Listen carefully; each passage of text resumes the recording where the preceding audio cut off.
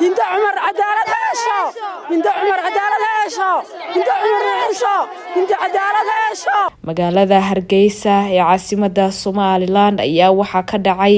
dhacdo aad iyo aad u foolxum kaasi oo gabar lagu magacaabi jiray Hinda Cumar ayaa inta la kufsaday kadibna lagu dilay magaalada Hargeysa waa sida ay sheegeen eheladeedu qoyska Hinda ayaa falkaani ku eedeynaya mid ka mid ah wadayaasha basaska iyo Krishboygiiska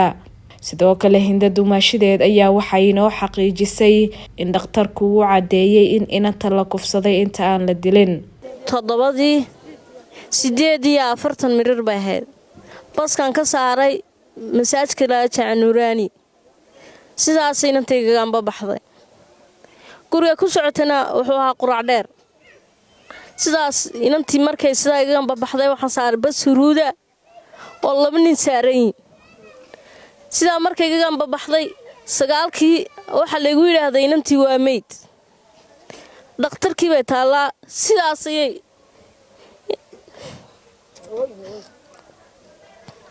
sidaas inantii ku geeriyootay idoo filca kubsi iyo dilitaanba loo geystay waxaan ka helay taawiradan wadadan yare cusub ee marka la dhisay masaaj wajida furaashada looga leexdo markaan aragnay waxaan u maleynay inanta ina gaariga dhaxisa lagu dilay oo gaarigu marka uu yimaado maxaa la yiraahdo gaarigu uu dhacay waa inuu dhaawacay dhimasheesha gaariga meeshii muu joogin inantii bartii baa lagaga tagay inta laga tuuriyay mid labaad waxa dhacday wadadaan u saaray wada aan ahayn ayuu gaarigi kala laabtay inantii ka dhagax barkato muuhayn ka basaska halka qurac dheer ayuu ha baskan saaray waxaan kula kulanay dadkii anagu inantii de maxaa la yiraahdaa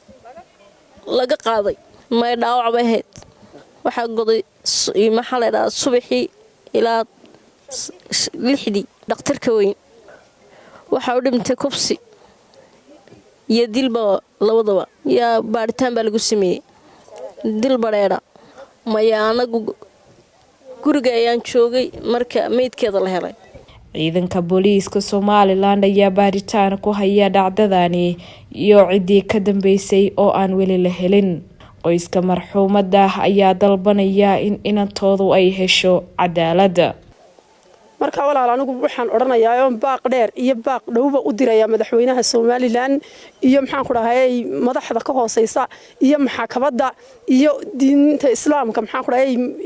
culimada noo maamusha ee Sheekh Dirir ku jiro maxaan ku dhahay wasiirka diinta iyo waqaafta uu ku jiro ee culimada oo dhan iyo maxaan ku dhahay islaam wixii ku dhaqmayaaba inuu inanta arrinkeeda eego تعدي بالغولا كعي ولا فرح ميي محن قراي هلكي بس laga raacay inta maxan qoray laga duway ayaa maxan qoray jaha kale loo jeediyay wala la baxsaday maxan qoray si xun baa loo galay oo hable laga yeelin mid loo dul qaadan karana maaha basaskana anagu baabuurta yar baan iska ilaalinayna hadana dumarnahay iska manaan ilaalinayn gaariga weyn oo basaska amaan baaban moodaynay laakiin maanta waxa cadaatay inaanay amaan ahayn waxaanu laakiin ka codsanaynaa ummadda islaamka ee Somaliland maamusha iyo madaxweynaha iyo maamulkaba in maxan qoray loo qisaaso